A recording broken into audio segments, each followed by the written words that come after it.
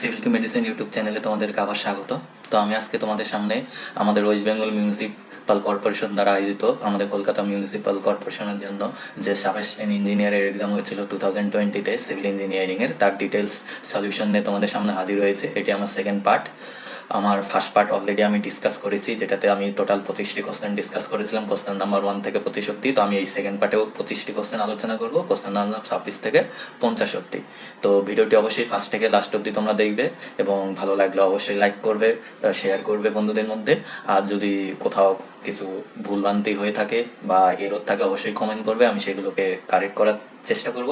আর যাদের ভিডিওটি হয়তো ভালো লাগবে না তারা অবশ্যই কমেন্ট করে জানাবে যে কোথায় ভালো লাগছে না বা কোথায় কি প্রবলেম হচ্ছে বা কি আমাকে ডেভেলপ করতে হবে, সেটা অবশ্যই কমেন্ট করে জানাবে, যেটা অবশ্যই তোমাদের কমেন্ট আমার কাছে গ্রহণযোগ্য হবে। তো চলো সময় নষ্ট না করে আজকে কোশ্চেনগুলো দেখে নিই। তো আজকে যে ফার্স্ট কোশ্চেন আছে, কোশ্চেন নাম্বার 26 বলেছে, if the shearing stress is 0 on two plane then the angle between the plane is. অর্থাৎ দুটো প্লেনের মধ্যে আমার হচ্ছে শেয়ারিং স্ট্রেস 0। ঠিক আছে, দুটো প্লেনের মধ্যে আমার শেয়ারিং স্ট্রেস 0। ঠিক আছে, তাহলে আমরা জানি দুটো প্লেনের মধ্যে শেয়ারিং স্ট্রেস 0 হলে অবশ্যই প্লেন দুটো পারপেন্ডিকুলার হতে হয়, প্লেন দুটোকে পারপেন্ডিকুলার হতে হয়। That means correct answer will be 90 degree. Next question, question number 27, total arc pressure is proportion to. অর্থাৎ আমাকে বলছে টোটাল আর্ক প্রেশারটা কিসের সাথে প্রপোর্শন। এখানে প্রপোর্শন বলতে আমরা ডাইরেক্টলি প্রপোর্শনই বলবো। এখানে বলছে angle of internal fiction, depth of soil, square of depth of soil, none of this. এবার আমরা জানি ডেপথের সাথে প্রপোর্শন, ঠিক আছে, কিন্তু অনেকেই ভুল করে দিবে, এইটা অ্যান্সার করবে, কিন্তু এটা কিন্তু হবে না। অ্যান্সার হবে আমার সি। ঠিক আছে, তার কারণ আছে এখানে টোটাল আপ প্রেশার বলেছে। আমি পাশে তোমাদেরকে দেখিয়ে দিয়েছি, এইটা যদি আমার একটা রিটেনিং ওয়াল হয়, এবার এই রিটেনিং ওয়ালের উপর আমার কি হবে, ল্যাটেরাল আপ প্রেশার পড়বে, সেটা অ্যাক্টিভ হোক প্যাসিভ হোক, আমি অ্যাক্টিভ কনসিডার করেছি। ঠিক আছে, আমি অ্যাক্টিভ কনসিডার করেছি, একই ব্যাপার। এবার এর ক্ষেত্রে pressure diagram, pressure distribution diagram এরকম হবে। ঠিক আছে, ট্রায়াঙ্গুলার শেপে, যেখানে এই জায়গাটাতে মানে বেসে এর প্রেশার হবে কে এ গামা এইচ। কে হচ্ছে কোএফিসিয়েন্টটা অ্যাক্টিভ আর্ক প্রেশার, গামা হচ্ছে ইউনিট ওয়েট এবং এইচ হচ্ছে আমার ডেপথ।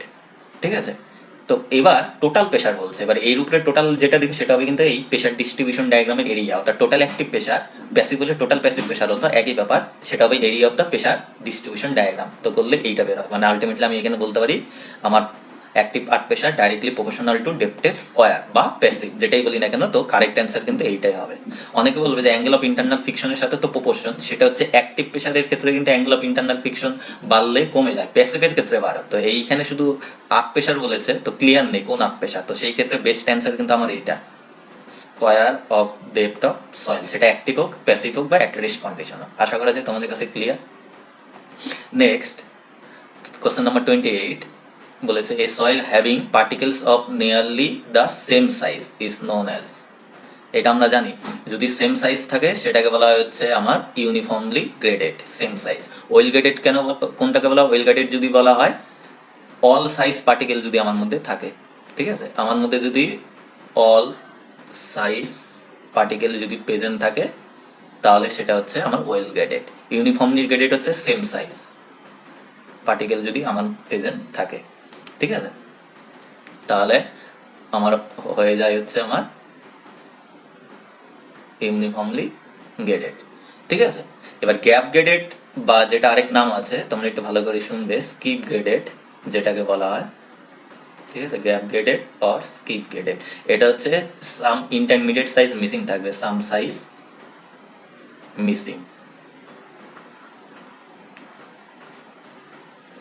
ঠিক আছে, কিছু সাইজ মিসিং থাকবে। এবার পোরলি গ্রেডেড নিয়ে অনেকে কোশ্চেন থাকে, অনেকে বলবে যে পোরলি গ্রেডেড হতে পারে। আমরা জানি বইতে লেখা আছে uniformly graded sometime known as poorly graded. ঠিক আছে, কিন্তু পোরলি গ্রেডের মধ্যে একটু পার্থক্য আছে। পোরলি গ্রেডেড তখনই বলবে যখন সেম সাইজ পার্টিকেলই থাকবে, ঠিক আছে, কিন্তু এর এক্সটেন্টটা স্মল হবে। ঠিক আছে, এক্সটেন্ট স্মল বলতে মানে ডিফারেন্ট সাইজের যে পার্টিকেলটা আছে সেই ডিফারেন্ট সাইজের পার্টিকেলটা রেঞ্জটা কম হবে। মানে কিরকম ব্যাপার, আমি দিলাম 2 mm, 3 mm, 4 mm, এটা তো ডিফারেন্ট সাইজ। ঠিক আছে, এবার এক্সটেন্টটা কম, মানে 2 থেকে 4 mm সাইজের মধ্যে আছে। ঠিক আছে, আর ইউনিফর্মলি গ্রেডেডে কি হবে, ডিফারেন্ট সাইজে কিন্তু রেঞ্জটা অনেক বড় হয়, 1 2 3 4 5 ধরলাম 6 7 8 mm, মানে সব সাইজেরই প্রেজেন্ট আছে। তো অ্যাকুরেট হবে হচ্ছে ইউনিফর্মলি গ্রেডেড। আশা করা যায় ক্লিয়ার। নেক্সট ল্যাপ স্লাইস। ঠিক আছে, ল্যাপ স্লাইস মানে একটা বারের সাথে আরেকটা বার, মানে এইটা আছে একটা বার, আর একটা বার উপরে রেখে তার সাথে স্প্লাইস জয়েন ওভারল্যাপিং করে, ঠিক আছে। এবার এই স্প্লাইসের যখন করা হবে তখন তার ডায়া জানতে চেয়েছে, ঠিক আছে। তো lap splice shall not be used for bar larger than, ঠিক আছে। এটার অ্যান্সার হবে 32 mm, ঠিক আছে। 32 mm এর বেশি হলে ল্যাপ স্প্লাইস করা হয় না, ঠিক আছে। অনেকে করবে 36। আমি একটু বলে দিই, এইটা কিন্তু আমাদের IS 456 2000 পেজ নাম্বার 45-এ আছে, এবং সেখানে কিন্তু আমার অ্যান্সার কিন্তু 36 mm আছে, ভালো করে শুনবে। কিন্তু বারবার বলছি, আমাদের IS কোডের অ্যামেন্ডমেন্ট বেরিয়েছে, ঠিক আছে। অ্যামেন্ডমেন্ট যেটা আমরা অনেকেই জানি না, অ্যামেন্ডমেন্ট নাম্বার 3, অর্থাৎ টোটাল অ্যামেন্ডমেন্ট কিন্তু আমার 5টা, অলরেডি 5টা অ্যামেন্ডমেন্ট হয়ে গেছে। এবার অ্যামেন্ডমেন্ট নাম্বার 3-এ যেটা আছে ওইখানে কিন্তু আমার 36টাকে ওমিট করে 32 mm করেছে, ঠিক আছে। Clear? Next, unit of kinematic viscosity, ঠিক আছে। এবার আমি এখানে দিয়েছি, আমরা জানি newton second per metre square হচ্ছে ডাইনামিক ভিসকোসিটির ইউনিট, এবং সেটা এসআইতে।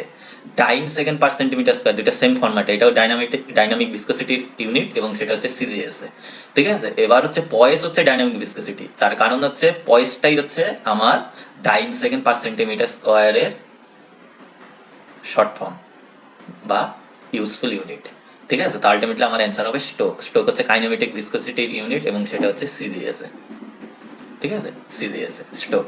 Clear? Next 31, the moisture content of a well season timber বলেছে, হ্যাঁ, ওয়েল সিজন টিম্বার। তো ময়েশ্চার কন্টেন্ট থাকে কি, এটা আমরা ডাইরেক্ট জানি 10 থেকে 12%, এটা বিএমসির কোশ্চেন টিম্বার থেকে, ঠিক আছে। নেক্সট কোশ্চেন, এইটা হবে কোশ্চেন নাম্বার 32, ঠিক আছে। এইটা হচ্ছে আমার কোশ্চেন নাম্বার 33 হবে, ঠিক আছে। Due to change in price level revise estimate is prepare if the sanction estimate. এটা আমরা জানি রিভাইস এস্টিমেট কখন করা হয়, যখন স্যাংশন এস্টিমেটের থেকে যদি আমার 5% বেশি হয়ে যায়, তাহলে অ্যান্সার হবে হচ্ছে এ, মোর দেন 5% হলে। তাহলে এটা হচ্ছে আমার এস্টিমেশনের কোশ্চেন, ঠিক আছে, এস্টিমেশন কস্টিং এর question. Next, MI of solid sphere, MI বলতে মোমেন্ট অফ ইনার্শিয়া, ঠিক আছে। অ্যাকচুয়ালি এখানে কোনো অপশনই কারেক্ট না, আইদার প্রিন্টিং মিস্টেক বা কিছু আছে। সলিড স্ফেয়ারের অ্যাকচুয়ালি এমআই হয়। এবার এমআই বলতে আমরা জেনারেলি বলবো, একটা যদি সলিড স্ফেয়ার হয়, ঠিক আছে, তার যে সিজি আছে, সিজি বরাবর অ্যাক্সিসেই আমরা এমআইটা ধরবো, ঠিক আছে, আইদার এক্স এক্স অ্যাক্সিস অথবা ওয়াই ওয়াই অ্যাক্সিস, ঠিক আছে। সেই ক্ষেত্রে ওর মোমেন্ট অফ ইনার্শিয়া হয় 5/3 m/r², ঠিক আছে। আর আরেকটা যেটা আছে সেটা হচ্ছে 7/3 m/r², সেটা হচ্ছে অ্যাবাউট ট্যানজেন্ট, অর্থাৎ সারফেস বরাবর, এই অ্যাক্সিস বরাবর, ঠিক আছে। যদি আমি এটাকে ওয়াই ওয়াই ধরি, তাহলে এটা হচ্ছে আই ওয়াই ওয়াই।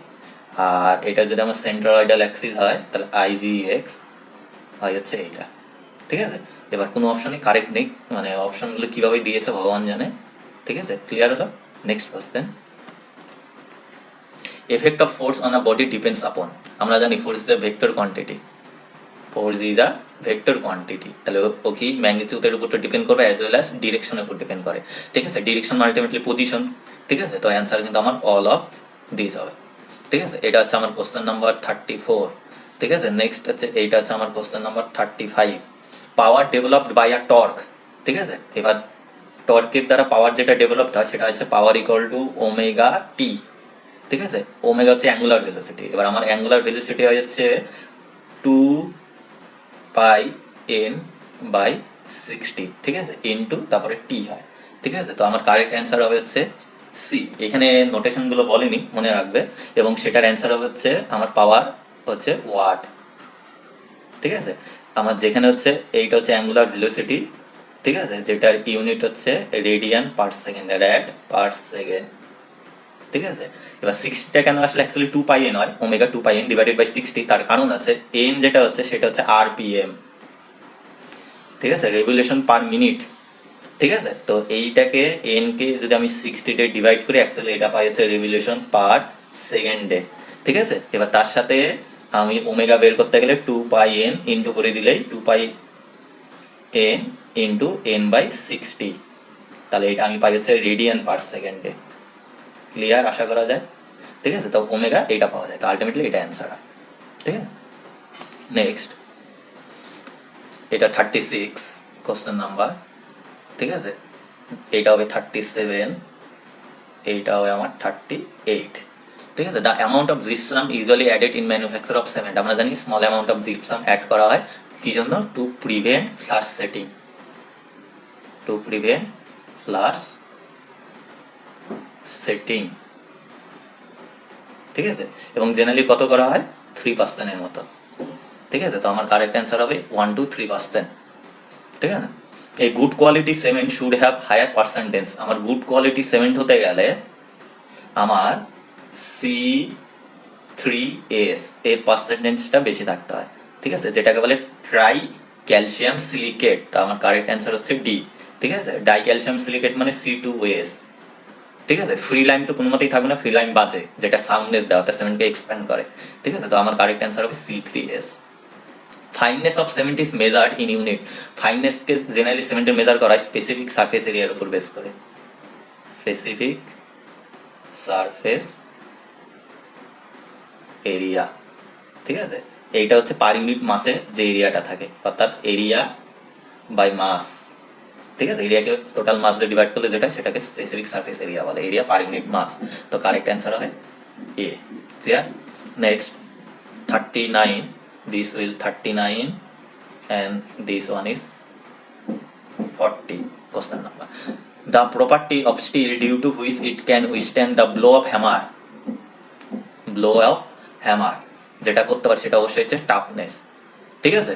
ডাক্টিলিটি আমরা জানি, ডাক্টিলিটি হচ্ছে প্রপার্টি যেটাতে হচ্ছে থিন ওয়ারে কনভার্ট করা যায়, ঠিক আছে, থিন ওয়ারে কনভার্ট করা যায়। ম্যালাবিলিটি যেটা জানি সেটা হচ্ছে থিন শিটে কনভার্ট করা যায়, শিট, ঠিক আছে। এবার হার্ডনেস প্রপার্টি হচ্ছে ইনডেনশন বা ইমপ্রেশনকে রেজিস্ট করতে পারে, ঠিক আছে, যেটার জন্য যে আমরা ল্যাবে করি rock well hardness test, rock well অথবা ব্রিনেল হার্ডনেস টেস্ট, আমরা নাম শুনেছি, বল দিয়ে করা হয় ব্রিনেল, ঠিক আছে। ব্রিনেল হার্ডনেস কি করে, বল নিয়ে ওটার উপর প্রেশার দিয়ে ইনডেনশন বা ইমপ্রেশন তৈরি করা, ঠিক আছে। এবার কতটা ইমপ্রেশন তৈরি হলো মেজার করা, মানে যে যত রেজিস্ট করবে ইমপ্রেশন তত কম তৈরি হবে, দ্যাট ইজ হার্ডনেস। আর টাফনেস হচ্ছে ওর ইম্প্যাক্ট ও সহ্য করতে পারে, ঠিক আছে, impact property, suddenly load apply, তো ব্লো অফ হ্যামার। এবার টাফনেসের জন্য আমরা কি করি, ওই মনে আছে কিনা জানি না, মনে থাকবে 4P টেস্ট করি, ওই হ্যামার দিয়ে করা হয় 4P বা আইজট টেস্ট, এগুলো ইম্প্যাক্ট টেস্ট, ঠিক আছে, মনে করলো। তো আমার অ্যান্সার হবে B. Next, grading and aggregate হবে না, এটা হবে grading of aggregate in concrete mix is necessary to achieve, অবশ্যই আমার হবে হচ্ছে রিডাকশন ইন ভয়েড, ঠিক আছে। কারণ রিডাকশন ইন ভয়েড হলে আমার কি হবে, গুড স্টেইং পাবো, অর্থাৎ গুড বন্ডিং হবে, ঠিক আছে। এটা হচ্ছে প্রাইমারি উদ্দেশ্য। অনেকে অ্যাডুকেট ওয়ার্কেবিলিটি বলবে, এটাও ঠিক, কারণ গ্রেডিং ভালো হলে ওয়ার্কেবিলিটি ভালো হয়, কিন্তু এটা কিন্তু প্রাইমারি উদ্দেশ্য নয়। আমার প্রাইমারি উদ্দেশ্য হচ্ছে রিডাকশন ইন ভয়েড, ঠিক আছে। Next, a fixed beam AB of length L carrying a point load W at the mid span, identify current bending moment diagram, ঠিক আছে। এটা আমরা জানি, আমি ডাইরেক্ট বলে দিচ্ছি অ্যান্সার হবে আমার ডি। কেন বলছি, কারণ ফিক্সড বিম বলেছে, কিন্তু অনেকে ভুল করে এটা করে দিবে, কিন্তু এটা কিন্তু হবে না।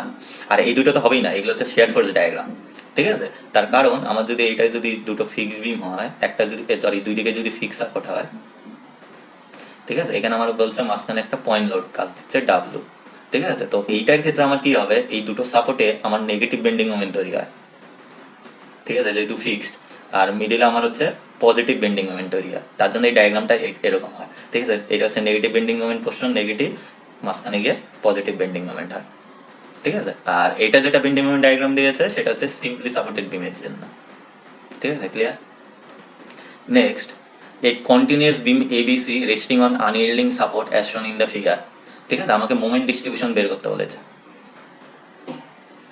মোমেন্ট ডিস্ট্রিবিউশন মেথড ইউজ করে ডিস্ট্রিবিউশন ফ্যাক্টর বের করতে বলেছে, ঠিক আছে। ডিস্ট্রিবিউশন ফ্যাক্টর বের করতে বলছে বি এ মেম্বার, আমার মানে এই মেম্বারের জন্য, ঠিক আছে। তো আমি এখানে করেছি কিন্তু একটা অপশনের সাথে মেলেনি, ঠিক আছে, কারণ আমার অ্যান্সার 3/7 আসছে, তোমরা একটু চেক করে দেখতে পারো কত আসে, ঠিক আছে। কিরকম ডিস্ট্রিবিউশন ফ্যাক্টর মানে আমি জানি হচ্ছে stiffness by summation of stiffness বা relative stiffness by summation of relative stiffness, অর্থাৎ রিলেটিভ স্টিফনেস বলতে যে মেম্বারে বের করবো সেই মেম্বারে ডিভাইডেড বাই যতগুলো মেম্বার আছে সেই মেম্বারের রিলেটিভ স্টিফনেসের সামেশন। তো এখানে কয়টা মেম্বার আছে, আমার বিটা হচ্ছে আমার জয়েন্ট, এই জয়েন্টের রেসপেক্টে বের করবো, এটা একটা মেম্বার, এটা একটা মেম্বার, ঠিক আছে। এবার ফর্মুলা হচ্ছে I/L। I/L বলতে আমার যে জয়েন্ট আছে, জয়েন্টের রেসপেক্টে ফার এন্ডে যেটা থাকবে সেটা, এটা ফিক্সড আছে, কিন্তু ফার এন্ডে ফিক্সড আছে, তো ফিক্সড থাকলে আমার হয় হচ্ছে I/L। ঠিক আছে, আর যদি লিখে দিচ্ছি যদি হিন্স থাকে তাহলে সেইটার ক্ষেত্রে আমার হয় হচ্ছে 3I/4L। ঠিক আছে, 3I/4L, এই ক্ষেত্রে আমার I/L। ঠিক আছে, তাহলে সেই ক্ষেত্রে এটার I/L, এখানে আই কিন্তু আবার আই নেই, 3I আছে।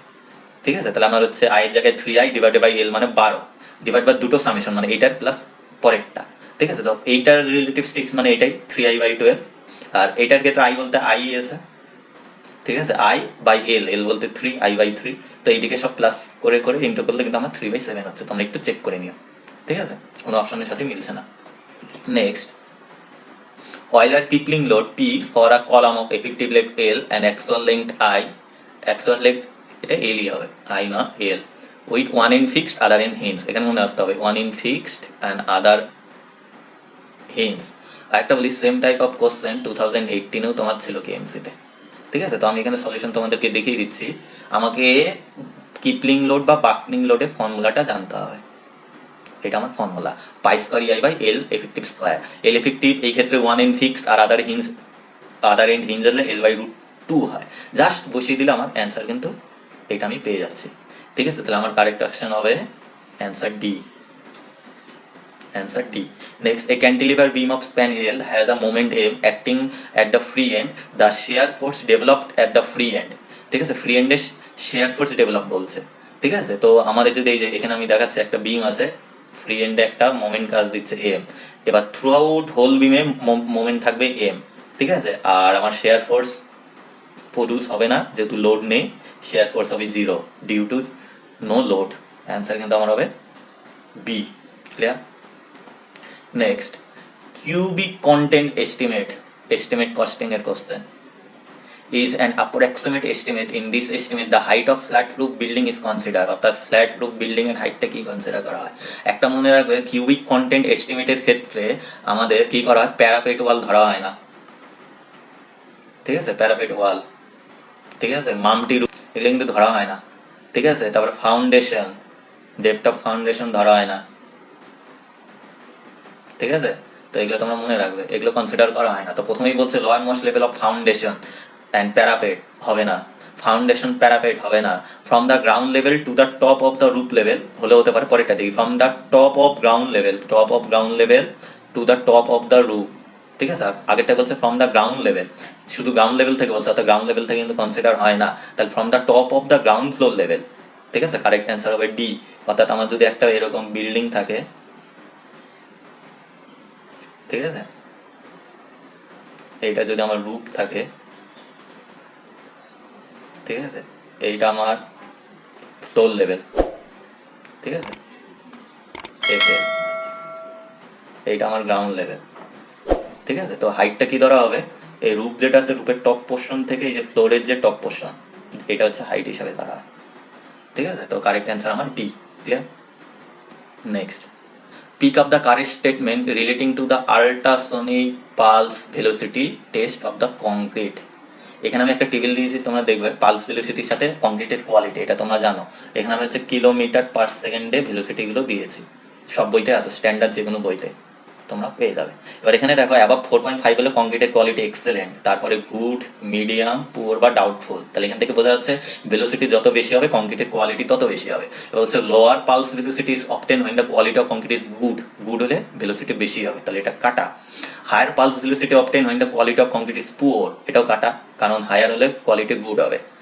তাহলে এবার এখানে অপশনে আছে pulse velocity of concrete increase with an increase in the moisture content of concrete, এটা কারেক্ট অ্যান্সার। তোমরা জানবে কংক্রিট যদি স্যাচুরেটেড বা ভেজা কন্ডিশনে থাকে বা ওর যদি ময়েশ্চার কন্টেন্ট থাকে তখন পালস ভেলোসিটি ড্রাই কংক্রিটের থেকে বেশি হয়, তাহলে এইটা কিন্তু আমার কারেক্ট অ্যান্সার।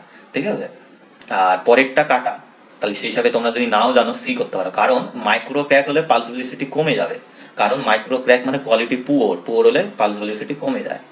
ঠিক আছে, তো আমার কারেক্ট অ্যান্সার হচ্ছে C. Next question, moment of inertia of a triangular section about an axis passing through CG বলেছে, ভালো করে CG and parallel to the বেসের প্যারালাল। এটা তোমরা সবাই জানো, মনে রাখবে বি এইচ কিউব বাই 36 হয় ট্রায়াঙ্গুলার সেকশনে, এবং এটা সিজির এক্সপেক্টেড, যেটা আমরা জানি। অনেকে এইটা করে দিবি বি করো, বি কিন্তু হবে না। তার কারণ আমি বলে দিচ্ছি, এটা যদি আমার ট্রায়াঙ্গুলার সেকশন, এটা সিজিতে যদি পাস করে সেই ক্ষেত্রে আমার মোমেন্ট অফ ইনার্শিয়া এইটা 1/36 বি এইচ কিউব। এবার প্যারালাল অ্যাক্সেস থিওরাম ইউজ করে, যেটা 1/12 B H cube by parallel axis theorem use করে, এইটা কিন্তু অ্যাবাউট বেসের এক্সপেক্টেড, নট সিজি। ঠিক আছে, এবং প্যারালাল অ্যাক্সেস থিওরাম ইউজ করলে কিন্তু এটা করা যায়। ঠিক আছে, আমি আর দেখাচ্ছি না, তোমাদেরকে আমি বলে দিলাম। Next question: a beam of rectangular cross section is 100 mm wide and 200 mm deep, is subjected to a shear force of 20 kilonewton, then the maximum shear stress is, maximum shear stress বের করতে বলছে। খুব easy, আমি এখানে solution করে দেখিয়েছি যে আমরা জানি শেয়ার ফোর্সকে আমি যদি ক্রস সেকশন এরিয়া দিয়ে ভাগ করি, সেটা হচ্ছে আমি এভারেজ শেয়ার স্ট্রেস পাই। সেই ক্ষেত্রে 1 নিউটন পার মিলিমিটার করে হচ্ছে আমার এভারেজ শেয়ার স্ট্রেস। এবার এখানে আমার সেকশনটা বলছে রেক্ট্যাঙ্গুলার, আমরা জানি স্কোয়ার বা রেক্ট্যাঙ্গুলার ক্ষেত্রে ম্যাক্সিমাম শেয়ার স্ট্রেস সবসময় হয় 1.5 অফ এভারেজ। ঠিক আছে, তো আমার ইন্টু করলে 1.5 হবে, তো আমার কারেক্ট অ্যান্সার হবে D, 1.5 newton per millimetre square. আশা করি ক্লিয়ার। নেক্সট, অ্যাকচুয়ালি এটা কিন্তু আমার কোশ্চেন নাম্বার 48 না 49, কারণ আগে আমি একটা নাম্বারিংয়ে ভুল করেছিলাম।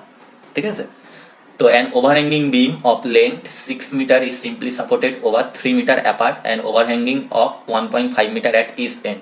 The beam carries two concentrated load 30 kilonewton at its end, মানে প্রত্যেকটা এন্ডে 30 kilonewton করে লোড আছে। Pick up the correct bending moment diagram বের করতে বলেছে। এখানে ভ্যালু দিয়ে দিয়েছে, তোমরা ক্যালকুলেশন করে করতে পারো।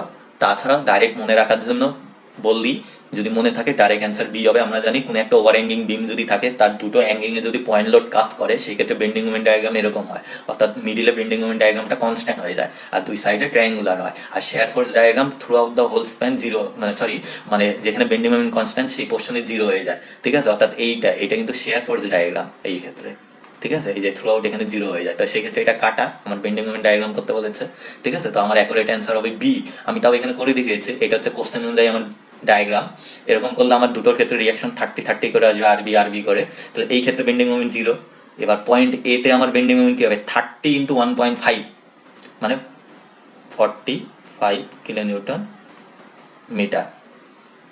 ঠিক আছে, হয়ে যাওয়ার পরে এই 45 কিলোনিউটন মিটার কনস্ট্যান্ট চলবে করে, এখানেও আমার হয় 45 কিলোনিউটন পার মিটার। কিরকম, আমি যদি উল্টো দিক থেকেও আসি তাই হবে 30 × 1.5, মানে এখানেও আমার হয়ে যায় 45 কিলোনিউটন মিটার, মানে থ্রু আউট কনস্ট্যান্ট। তারপর আবার গিয়ে ওই এন্ডে গিয়ে জিরো হয়ে যায়। ক্লিয়ার।